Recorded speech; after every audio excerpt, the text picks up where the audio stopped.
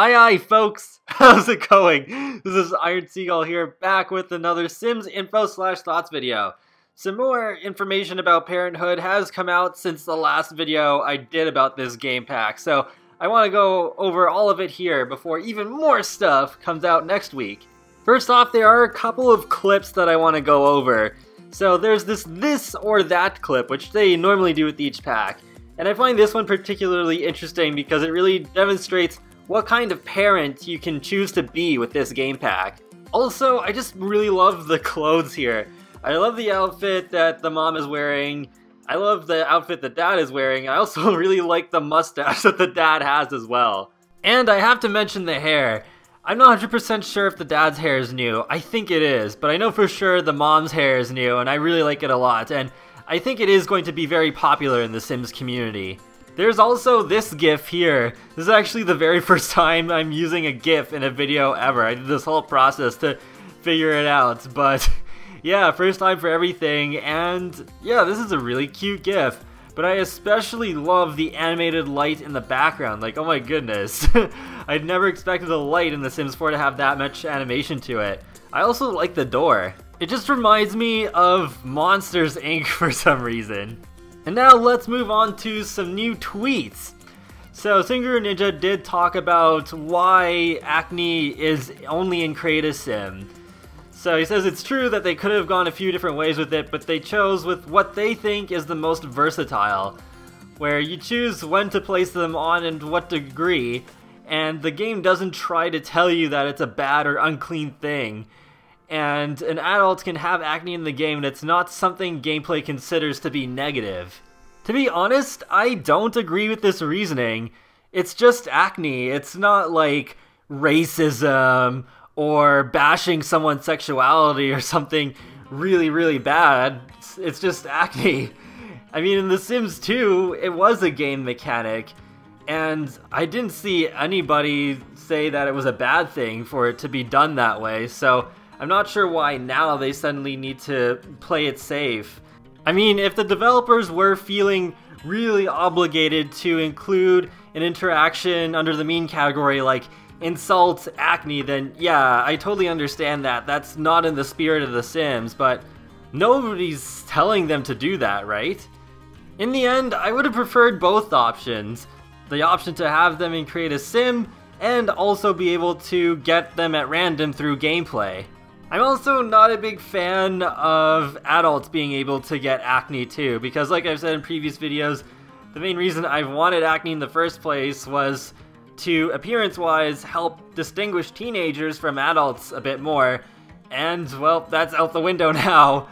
I guess the reason they did it is because, yeah, realistically, you can get acne after you're 18. I still rarely get acne, but yeah, it still happens to me sometimes, and I'm in my mid-20s, so yeah, guess they wanted to maintain that realistic aspect. But moving on to some lighter material, Singuru Ninja did confirm we're getting at least a few toddler Create a Sim items in Parenthood, because I know a few of you were concerned about that, but yep, it's confirmed, so I'm looking forward to seeing what we'll get. One interesting thing that Singuru Ninja confirmed is that teens do get mood swings, and their associated walk style is pretty funny. So, is that walk style this one right here, or is it another new walk style? I'm leaning towards the latter. It probably is a walk style we haven't seen yet. Because, yeah, like the one in the clip is just like, oh, mom! But, yeah, I'm guessing it is a new walk style, because it wouldn't make sense to use the oh mom walk style for mood swings. In the last Sims info/thoughts video that I did relating to Parenthood, I mentioned that Singuru Ninja confirmed that we can set the table, and now he's followed up saying that they included a surprising number of placemat options too, because he wanted a lot of choices to fit the styles of almost every kitchen, and that makes me lean even more towards my opinion that I've already had before, where kind of like laundry, where it was like a feature that I never really wanted in the game, but ended up really liking it. I feel like that's very likely to happen with setting the table. I love having customization in The Sims. It's one of my favorite things about the whole series, so knowing that we're not just stuck with one kind of placemat is really encouraging me to use that feature more. And another really cool thing regarding customization is that we can pack just about anything we want into a school lunch. So for example, Seagull Ninja likes to pack slices of cake for lunch because he's a cool dad. One feature that sounds kinda interesting is that Sims can write in a diary with Parenthood, and it does actually change gameplay and moodlets. I'm not too sure on which age groups can write in the diary, aside from children, because you can see in this official render here, there is a child holding a diary.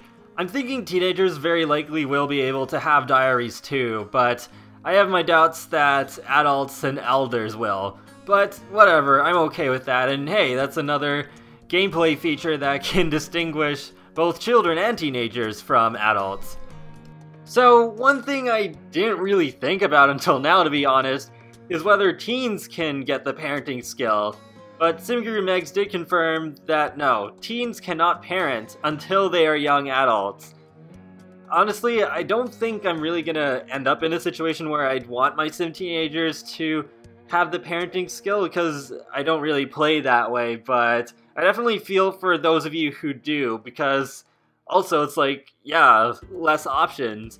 I think I still would have liked the teenagers to still have the parenting skill anyways as an option. One other interesting thing that Simguru Megs confirmed is that toddlers can bite anyone, not just older siblings. So yeah, that answers my question from that previous video where I was reading the blog saying, oh, I wonder if by biting they mean figuratively or literally. It's literal.